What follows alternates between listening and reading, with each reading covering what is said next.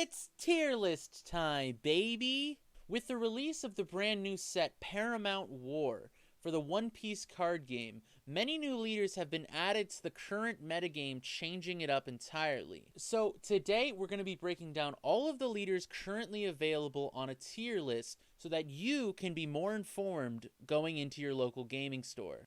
Alright, first color up we have red, and who else to talk about? None other than Zoro. Zoro is easily an S tier leader.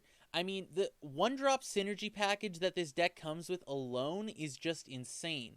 You have Makino and Magra to pump up your Nami and your Sunikun, allowing you to push aggressively on turns 1 through 3. And the main thing about Zoro is just that he can really flood the board and also still deal with your opponent's threats with the new additions of cards like Vista, and also just the things that he's always been running like Jet Pistol. Zoro was always a fast and consistent deck in set 1, but now he has access to things like 9-cost Whitebeard, allowing him to just aggressively push for damage while also maintaining a defensive position. While I don't think Zoro is a true tier 0 leader, I am prepared to eat my words when the entire top 16 of a treasure cup is filled to the brim with Zoros. Next up we have Mono Red Luffy, which a lot of people could have made an argument for being better than Zoro in set 1, getting a lot more consistent results across the board from the treasure cups and also just the abilities that it has going for it. There are some neat synergies that you can do with Luffy's ability to attach Rested Dawn to your characters, but I think this format specifically with all the one-drop support, I will say I think Luffy is just a bit outclassed by Zoro right now. Still totally viable, but you might as well just be running Red Zoro. Luffy is a solid A tier leader. Next up we have Uta, who's probably just one of the worst leaders in the game right now. I mean, pumping up a vanilla by 2k just really isn't significant enough when you have things like Luffy and Zoro that can basically do the same thing, except they actually get to run strong, powerful cards like Rush Zoro, Nico Robin, and other crazy red bombs that it has to offer. I just don't really see why you would run this over literally any of the other red options. Next up we have my personal deck of choice in set 2, Whitebeard, otherwise known as Edward Newgate. Now, for some of these picks, like Whitebeard, it will definitely come down to player skill. Whitebeard is a very unique leader in that he is a 6,000 power leader with 6 life, but he has the downside of the fact that you have to add a life card to your hand at the end of your turn. Now, if you're truly able to master your curve and understand your matchups, knowing where you need to be at what turn in each game, I will say, I think Whitebeard has a great shot in this meta being an A-tier viable leader. But if you're a new player, I wouldn't recommend this deck because it's a very different and complicated deck to get to learn, so I would definitely put him in B tier for most general players. Next up we have green, and green is in a really interesting spot because green was just like the best color last set, and it didn't really get any worse. If anything, it got better. But red is just also now a strong contender in the format. Used as Captain Kidd is a really solid leader. His ability to just push aggression with the downside of discarding a card is really strong. And we can see from the Treasure Cup results that he was a very, very powerful and popular leader last format. This format, though, I think while he's not any worse, he's also not any better. And so I would leave him in A tier, just because of the fact that there are new options now that kind of power creep him out a little bit. Kazuki Odin is definitely a weird leader. It was always kind of niche in set 1, and there is more Wano support in set 2, but I don't see why you would play this deck over the other deck, Kinemon, because the downside of discarding a card is just not quite as powerful as just getting free cost reduction. Now moving on to Kinemon, Kinemon is definitely an S tier leader. Kinemon is very powerful. The ability to reduce the play cost of your Wano cards per turn is just really strong, allowing you to be super efficient with your plays. And the new Odin card is just so powerful for this deck that I don't think that this deck can be ignored in the set 2 meta. Moving on to blue, we have Don Quixote do Flamingo. A very interesting and somewhat niche deck in set 1. It gets a few pieces of support in the 1-drop Doflamingo and the Bartholomew Kuma, but overall, I would say it's about where it was in set 1, which is like a C, B tier deck. I think if I'm being optimistic, I'll give it a... I think if I'm being optimistic, I'll probably end up giving it like a B tier. But I think blue has better options this format, frankly. Crocodile is a deck that has just always been niche, and while I don't think it's terrible, I don't think it's very good either. I think it's definitely a C-tier rogue deck for sure. I mean, you don't really get any inherent value out of the leader effect. Bouncing something is nice, but Dawn -4 is quite the steep cost in blue. I think you should just play Doflamingo. He's just going to be a bit more consistent, and overall you're going to get more value out of his leader effect. Now, probably the best blue leader in the game right now is Ivankov. Ivankov is easily an A-tier leader. While it is a very hard deck to pilot because you have to craft your hand very well, going down to low hand sizes, the ability to draw 2 cards every turn is completely unparalleled in One Piece right now. There is just not a single effect in the game that can do what Ivankov does, and he has efficient blockers such as Mr. 3 and Inazuma, and the new Luffy and Ivankov combo is just insane value when you can get it off. This deck still suffers, though, from the fact that it can't get over 8-cost Kid, so if you ever run into that matchup, you're just kind of boned. Moving on to purple, we have Kaido.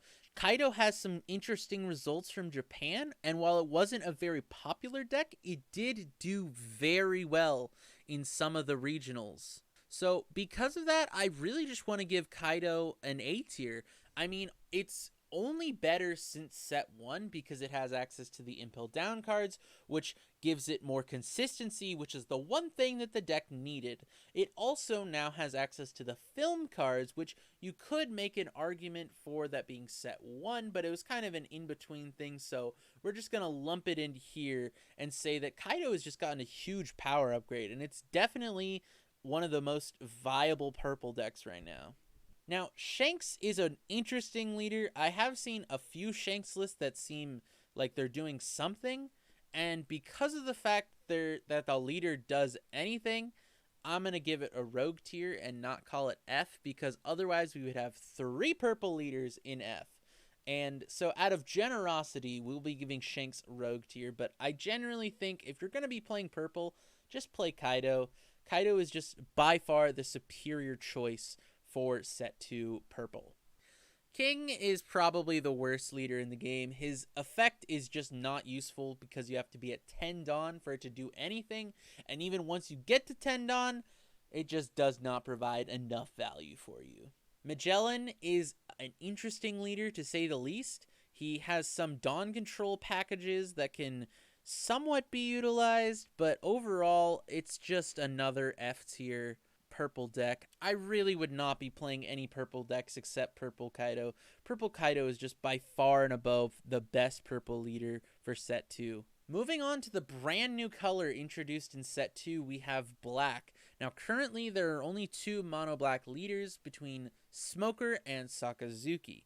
Between these two, Smoker is the clear pick. I would put Smoker at a solid A tier above blue. Black is an interesting color because of the way it uses the cost minus mechanic to reduce the play costs of characters already in play to allow you to gain benefits such as blowing up higher cost characters or gaining power off the Smoker leader. Black is definitely interesting, but I mean, I don't really know how good it is.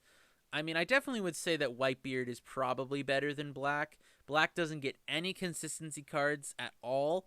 And also, you have to discard cards, which are already at a disadvantage.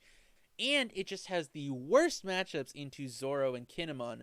Zoro can just kill you before you get anything off the ground, and Kinemon can just rest all of your important characters and swing over them. Smoker's main effect is that he can't be KO'd by effects, but when Zoro just kills you before you get to do anything, and Kinemon just rests your characters and swings over them with pure damage, I don't think Smoker is the strongest leader in the game right now. Next up, we have Sakazuki, who unfortunately is just a worse Smoker.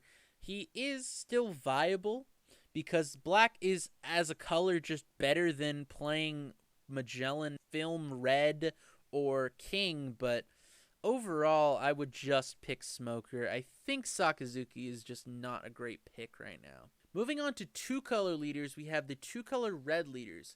Red-Green Law is a very powerful deck in Set 1, and it continues to be a very powerful deck in Set 2, getting both the red support and green support options if you want to go that route this set. Red-Green Law is easily, for me, an A-tier deck, as it didn't get any worse, and it has new interesting options to play with around. I would not be surprised if Red-Green Law just started tearing up the treasure cups because of the high skill ceiling that it takes to play this deck. Red-Green Luffy is an interesting leader. Overall, he was kind of niche in Set 1, but I think he can be strong. If you've ever seen the combo that he can do with the promo Captain Kid, you can basically just OTK your opponent in one turn by swinging double attack twice and just depleting their life total. But other than that, there's not much going on with this leader, so I'm going to leave it in rogue tier. Next up, for blue-green leaders, we have Sanji, and Sanji is really an interesting leader that had some early results in Japan and has had some interesting lists that I've seen online. So for that reason, I'm going to give it a B tier, just because I think it's better than all of these decks, but it's not quite the level of even the same decks in B tier. So for that reason, I'm going to be leaving Sanji in B tier. Now, Blue Purple Crocodile is a deck that I despise. I don't think it's very good. I will say I think it does get some interesting support with the Impel Down stage that can grab either the blue or purple Impel Down cards. And there are some cool mechanics you can do, like with the Gum Gum Rain, you can discard a card allowing you to draw off of his ability. But I don't know if it's worth it to play this leader, and also I would really not want this leader to become popular, because this leader, you really just spend an hour trying to kill this thing, and then it eventually dies after it just runs out of cards in hand. It does nothing to return damage back to you, and it really is overall just a weak leader in my opinion. But I will say it's at least better than all of the F tier leaders. Now, Blue Purple Kaido is a very niche leader. I've only seen one person in my local meta play it, but that person is able to pilot it very well, and as Blue and Purple get new support, just much like Blue Purple Croc does, I think Blue Purple Kaido will see interesting play for like the 3 people who actually end up playing it. I'm going to go ahead and put it in B tier. Monkey D. Garp is a red and black leader, and I think he could be interesting because red and black are interesting colors, but there is really no synergy between the two. Red wants to reduce the power of characters and then blow them up, whereas black wants to reduce the cost of characters and blow them up. So really the only synergy is that you're blowing things up, but that's not really great synergy to have for a leader.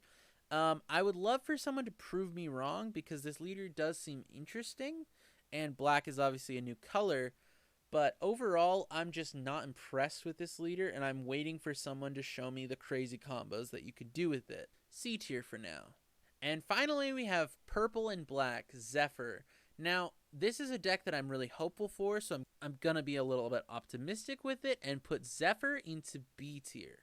Now, Zephyr seems like it could have a really strong Zoro matchup, and that is sort of what we saw at the end of OP-02 in the Japan meta. The ability to drop 10 cost Kuzan and then swing with your leader Dawn minusing 4 to blow up an 8 cost. It's incredibly powerful board control in a deck that already wants to control the board heavily with thick cards like Borsalino and Sakazuki. Overall, I would say I'm pretty confident and pretty happy with this tier list. I will say I don't think we're in a tier 0 format. I don't think Zoro is quite strong enough to be considered tier 0. The main counters I see in it is the fact that Zephyr could be a really strong counter into it. Law has a lot of removal with vistas that it can bounce over and over again. and Kaido just has removal for days. And I think Kinemon, if it is able to get off the ground running, I think it's going to be really hard for a Zoro deck to keep up with the 8-cost Odin. Let me know if you guys disagree with my tier list at all. Let me know if you guys agree with my tier list at all. Comment down below what you think the strongest cards in set 2 are, not just the leaders. And also comment down below what your favorite cards are and what you're looking forward to in this set. Thank you guys so much for watching. I hope this video was informative. Please let me know if it was. Make sure to like, comment, and subscribe. And I'll see you guys next time.